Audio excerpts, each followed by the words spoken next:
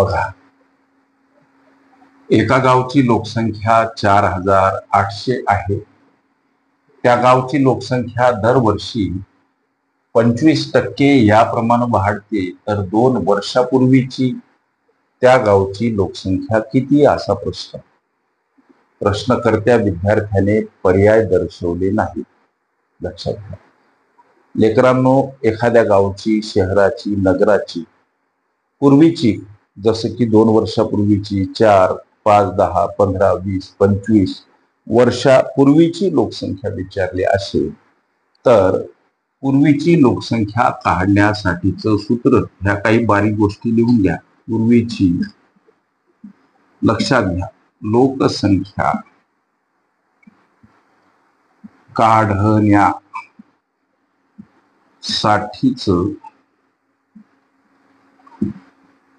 सूत्र,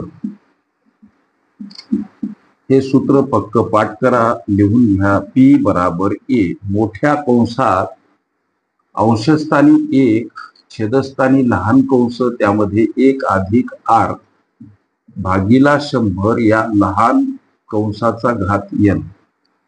हे सूत्र आहे लेकरांनो. या प्रस्तुत सूत्राचा अवलंब करा. इथं पी म्हणजे प्रिन्सिपल अमाऊंट अर्थात मुद्दल. इथं आपल्याला 2 वर्षापूर्वीची लोकसंख्या काढायची. मुद्दल हा अर्थ इथं घ्यायचा नाही. आता पी काढायचा एका वाक्यात, बराबर ए म्हणजे ग्रॉस अमाऊंट, ज्याला गणितामध्ये आम्ही रास म्हणतो. इथं त्या गावची आजची ही लोकसंख्या दर्शवलेली 4,800. एच्या ठिकाणी हा मोठा कंस, कंसात 1 अंशस्थानी, छेदामध्ये असलेल्या लहान कंसात 1 अधिक आरच्या ठिकाणी लोकसंख्या वाढीचा दर, आर म्हणजे रेट ऑफ इंटरेस्ट अर्थात व्याजाचा दर नसून हा लोकसंख्या वाढीचा दर आहे. 25% मांडायचा कसा, 25 छेदस्थानी 100. आता हा लहान कंस बंद, त्याचा घातांक n म्हणजे काय, तर nच्या ठिकाणी n म्हणजे नंबर ऑफ इयर अर्थात ज्याला आपण गणितात मुदत म्हणतो. या ठिकाणी 2 वर्षापूर्वीची गावची लोकसंख्या विचारली म्हणून यांच्या ठिकाणी लिहायचे 2. ओके, हा मोठा कंस आता बंद.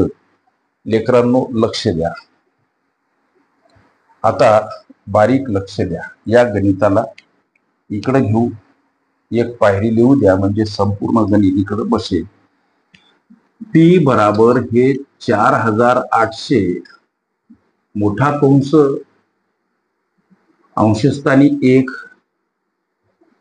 छेदस्थानी असलेल्या कंसामध्ये 1 अधिक हा भाग द्या, 25 1 25, 25 चूक 100 आणि त्याचा घात 2, याला घात म्हणा, वर्ग म्हणा. ओके, लक्ष द्या. याचा अर्थ आता पी बराबर 4,800 सोबत गुणिला मोठ्या कंसात अंशस्थानी 1, छेदस्थानी असलेल्या लहान कंसामध्ये 1 अधिक 1/4 आहे, म्हणजे हा पूर्णांक युक्त अपूर्णांक आहे. याचं अंशाधिक रूपांतरण करत असताना छेदाने पूर्णांकाला गुणणे, त्यामध्ये अंश मिळवणे आणि छेद जसाच्या तसा छेदस्थानी, जसं की 4 1 4 आणि 4 1 5 छेद 4 ही त्या कंसातील प्रक्रिया 5/4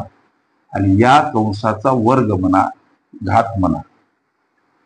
लक्ष द्या, म्हणजे पी बराबर 4,800 गुणिला स्वरूपात मोठ्या कंसात अंशस्थानी 1. आता छेदस्थानी असलेल्या कंसाचा विचार करा, 5/4 आणि त्या कंसाचा वर्ग म्हणजे 5चाही वर्ग 4चाही वर्ग. लेकरांनो 5चा वर्ग 25, 4चा वर्ग 16. ओके, मोठा कंस पूर्ण. आता पी बराबर 4,800 सोबत कंसातील हे सर्व पद गुणिला आहेत, म्हणून आता हा अंश 1 गुणिला स्वरूपात आणि हे भागीला असलेलं पद गुणीला घ्यायचं म्हणजे गुणाकार व्यस्त रूपात मांडा. गुणाकार व्यस्त रूपात मांडायचं कसं, तर छेदस्थानी असलेले 16, लक्ष द्या, अंशस्थानी आणि अंशस्थानी असलेले 25 छेदस्थानी. ओके.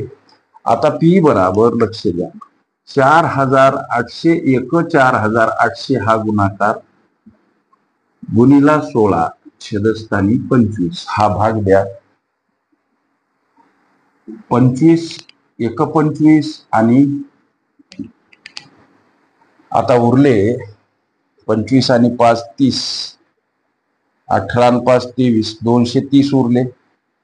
25 नम सव्वा 200, परत 5 उरले, 0 म्हणजे 50 झाले. 25 दोन्ही 50.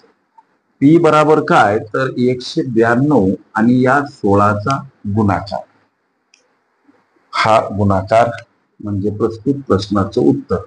16 दोन्ही 32, 3 उरले, 16 नमत 44 असे 147 झाले. आता इथं 7 लिहा, हातचे 14, 16 एक 16 आणि 14, 16 4 20 10 30. ही ती लोकसंख्या 2 वर्षापूर्वीची त्या गावची. 2 वर्षापूर्वीची त्या गावची लोकसंख्या किती, 3072. प्रश्नकर्त्या विद्यार्थ्याने पर्याय दर्शवले नाही. त्या गावची 2 वर्षापूर्वीची एकूण लोकसंख्या, लेकरांनो लक्ष बराबर 3072 हे या प्रश्नाचं उत्तर आहे. प्रश्नकर्त्या विद्यार्थ्याने पर्याय दर्शवले नव्हते. ओके. सरळ व्याज आणि चक्रवाढ व्याज ह्या माझ्या प्लेलिस्ट अवश्य बघा. तसेच लोकसंख्या ही प्लेलिस्ट अवश्य बघा. त्यामध्ये विविध स्पर्धकांनी विचारल्या संभाव्य अशा अनेक प्रश्नांचा सराव तुम्हास करता येईल. काही आव्हानात्मक प्रश्न असतील तर ह्या माझ्या नंबरवर अवश्य पाठवा. त्या प्रश्नांचं निरसन तात्काळ केलं जाईल. ओके.